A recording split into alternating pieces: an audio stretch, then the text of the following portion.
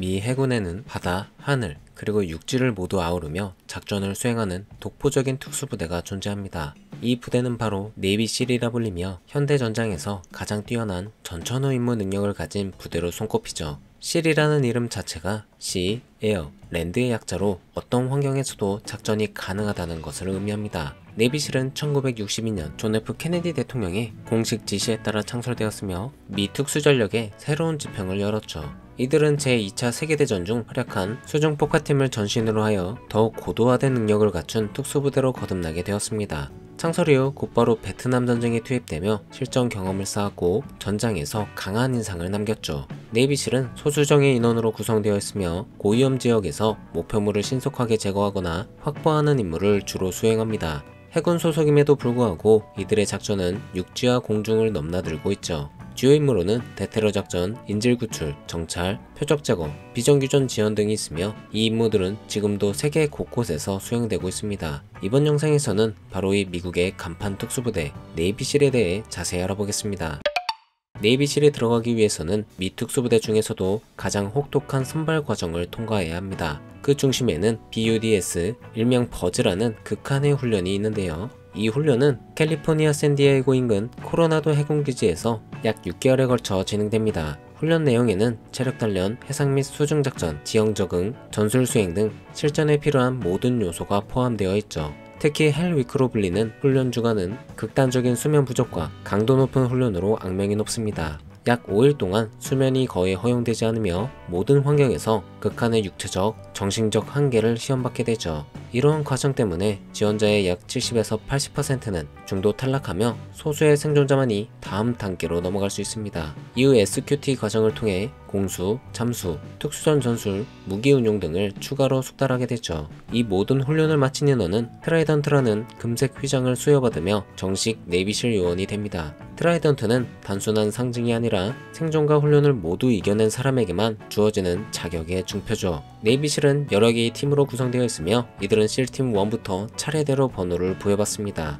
각 팀은 특정 지역이나 전략적 작전 유형에 따라 구체적인 역할과 작전 범위를 부여받죠. 그 중에서도 가장 널리 알려진 팀은 바로 비공식적으로 실팀 6로 불리는 데브그루입니다. 데브그루는 국가 대테러 작전을 전문으로 수행하는 티어1 특수부대로 최고 기밀 작전에 동원됐죠. 네이비실은 종종 CIA, 델타포스, FBI HRT와 같은 다른 기관과의 협업을 통해 협동작전을 수행하기도 합니다. 해상 침투 작전에서는 고속정, 드라이 서브머린, 침투용 제트스키 등 다양한 해군 특수장비를 적극 활용하죠. 공중작전의 경우에는 제160 특수작전 항공연대, 일명 나이트 스토커로 불리는 헬기 부대와 함께 고공침투를 수행합니다. 지상작전에서는 시가전, 장거리 정찰, 원거리 사격 유도 등 다양한 형태로 작전을 전개하죠. 네이비실의 모든 작전은 고도의 사전 정찰, 정밀 타격 계획, 철저한 훈련을 바탕으로 실행됩니다. 전 세계적으로 가장 유명한 네이비실 작전은 2011년에 수행된 오사마 빌라덴 제거 작전인데요.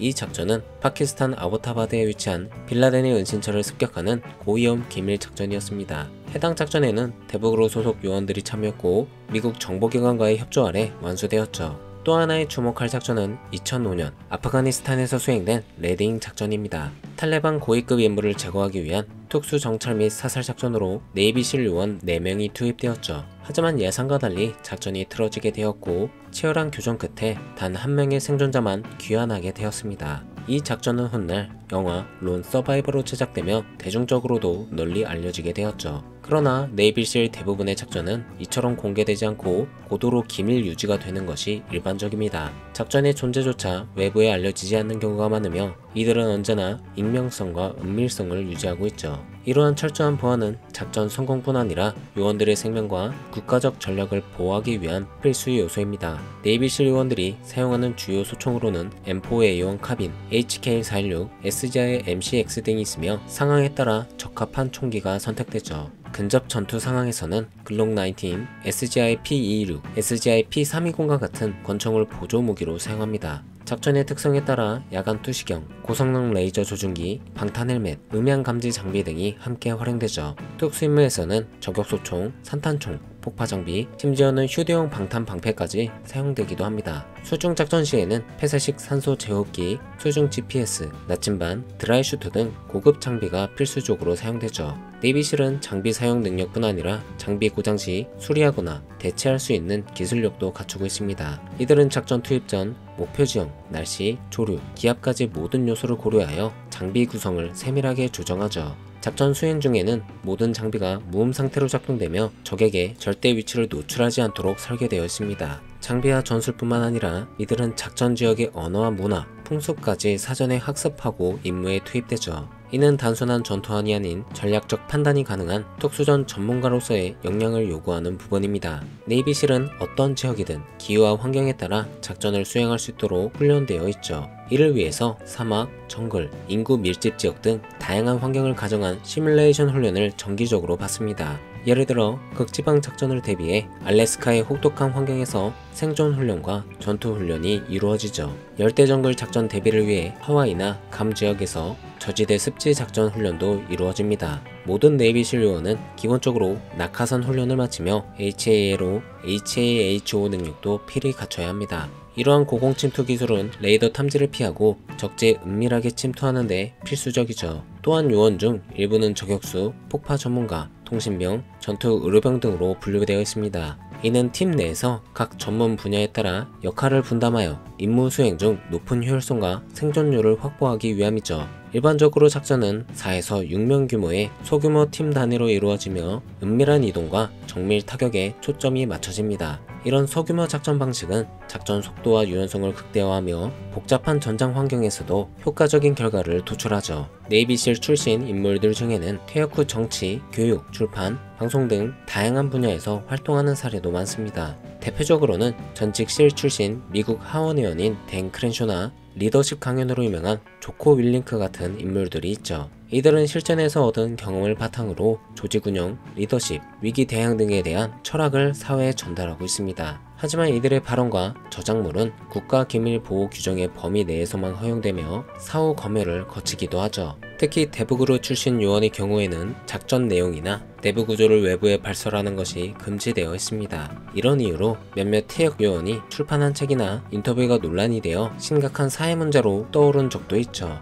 네이비실은 작전 수행 중 자신이 누구인지 어디에 속했는지를 드러내지 않는 익명성을 매우 중요하게 여깁니다. 이들의 임무는 대부분 언론에도 공개되지 않으며 존재 자체가 국가적 기밀로 분류되기 때문이죠. 일부 작전은 대통령조차 결과만 보고받고 세부 내용은 담당 부서 이외에는 절대 공유되지 않습니다. 이는 단지 조직 보호 차원이 아니라 미국의 전략적 이익과 동맹국 안보를 함께 고려한 방침이죠. 네이비실이 강조하는 핵심 능력은 단순한 전투력보다는 협동, 판단력, 상황 인지력, 의사결정 능력에 있습니다. 따라서 아무리 체력이 뛰어나더라도 팀워크나 정신력이 부족하면 훈련 과정에서 탈락할 수 있죠. 실제 훈련 과정에서는 강한 개인보다 신뢰할 수 있는 동료를 기준으로 평가가 이루어지기 때문입니다. 네이비실 요원들은 주기적으로 재훈련과 평가를 받으며 일정 기준을 넘지 못하면 실전 투입에서 제외되죠. 이 때문에 요원들은 항상 최고 수준의 전투 능력과 정신 집중력을 유지해야만 합니다.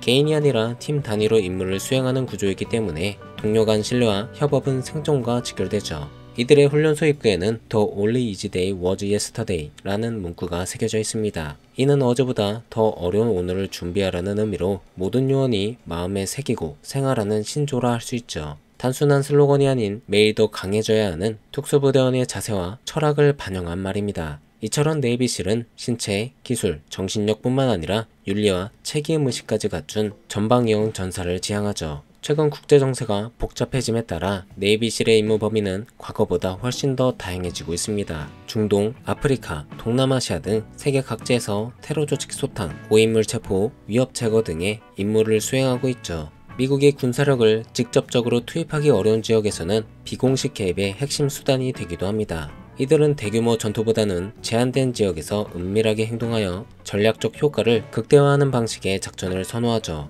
일부 임무에서는 무력 투입이 아닌 정보 수집, 현지 지도자 접촉, 지역 안정화 활동까지 포함되기도 합니다. 작전의 성격상 네이비실 요원은 군인이라기보다는 외교관이나 정보요원처럼 행동해야 할 때도 많죠. 이처럼 네이비실은 단순히 전투 수행을 넘어 군사 외교와 전략 수행의 다리 역할을 담당하고 있습니다. 실제로 일부 작전은 CIA, NSA, 국무부 등과 협력해 비공식적이면서도 복합적인 형태로 진행되죠. 네이비실의 작전 범위는 전통적인 군사작전의 틀을 넘어 심리전, 사이버전, 정치적 개입으로까지 확장되고 있습니다. 이는 이들이 단순한 전투 병력이 아닌 현대전에서 다면적 전술을 구현할 수 있는 전략 자산임을 의미하죠. 하지만 이처럼 강력한 조직도 완벽하진 않으며 내부적으로 여러 문제를 겪은 적도 있습니다. 과거 몇몇 작전에서는 과잉 무력 사용, 윤리 위반, 규율 문제 등이 드러나며 군 내부 조사를 받기도 했죠. 이러한 사례를 계기로 미 해군은 네이비실 조직 내부의 기강 확립과 인성교육을 강화하기 시작했습니다.